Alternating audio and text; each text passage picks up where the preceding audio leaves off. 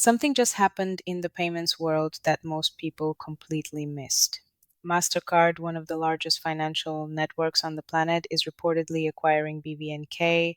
And if you understand what BVNK actually does, this might be one of the most important moves in the future of money because this isn't just an acquisition. This is Mastercard positioning itself for a world beyond traditional banking. It's a land grab for the infrastructure of the next century. According to recent industry reports, Mastercard is moving to acquire BVNK, a fast growing fintech focused on stablecoin infrastructure and crypto native payment. At first glance, this might sound like just another fintech deal, but it's not. The valuation is rumored to be upwards of $1.8 billion dollars because BVNK operates in a space that traditional financial giants have been trying to enter for years and struggling to build internally. This is the Stripe Bridge moment for MasterCard. BVNK is not a typical crypto company. It's not an exchange. It's not a wallet. It's infrastructure. They are the plumbing of digital finance. BVNK allows businesses to send and receive stablecoin payments, convert between fiat and crypto seamlessly, and operate globally without relying on traditional banking rails. In simple terms, BVNK is building the backend for a new financial system, one that runs faster, cheaper, and globally. They process over $30 billion dollars annually. So why would Mastercard care? Because their entire business depends on being the network that moves money. And right now, money is changing its form. Traditional card payments are expensive and slow, especially cross border. They are dependent on a 50-year-old banking architecture. Stablecoins change that. Stablecoins allow instant settlement, 24/7 transfers, and global reach without intermediaries. If MasterCard doesn't adapt, it risks becoming irrelevant in the core payment stack. We are talking about atomic settlement where payment and ownership transfer simultaneously. This eliminates the weekend gap in global liquidity. This is the key moment. For years, stablecoins have been seen as a crypto thing, but this move changes the narrative. It's no longer about speculation. Stablecoins are becoming institutional infrastructure, actual rails for moving money globally, and when a giant like MasterCard steps in, it accelerates everything. The real secret sauce is MasterCard's multi token network, or MTN.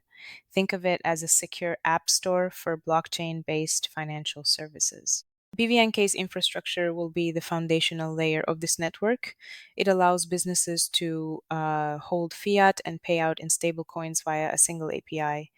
It's seamless. This is a direct challenge to the legacy SWIFT network.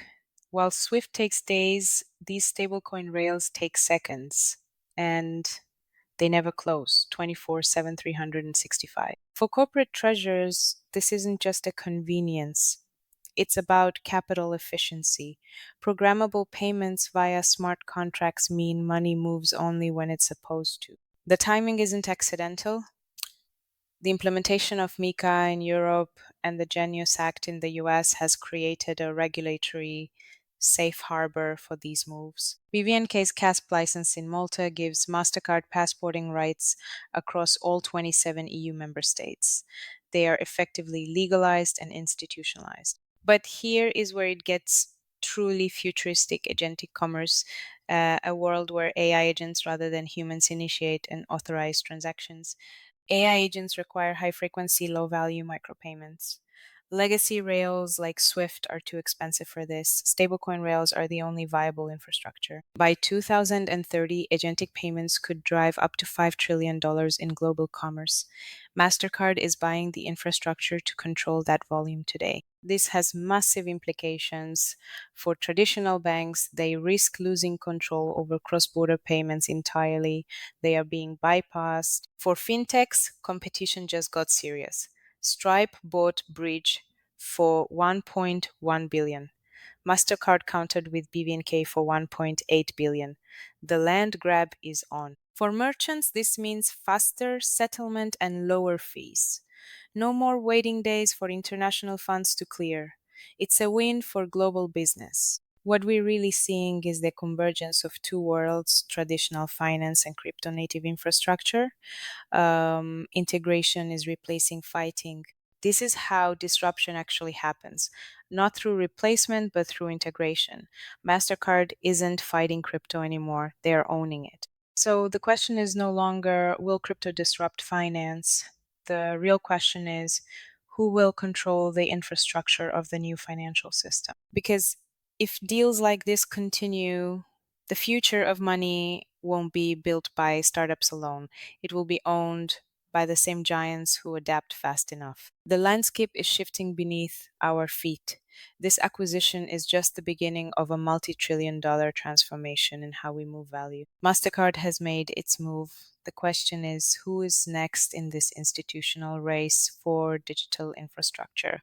The stakes have never been higher. Whether you're a banker, a fintech founder, or a merchant, the rules of global payments are being rewritten right now. You cannot afford to miss this shift. This is the future of money. I'm Sophie, and thank you for watching. Don't forget to look closer at the infrastructure that moves your world.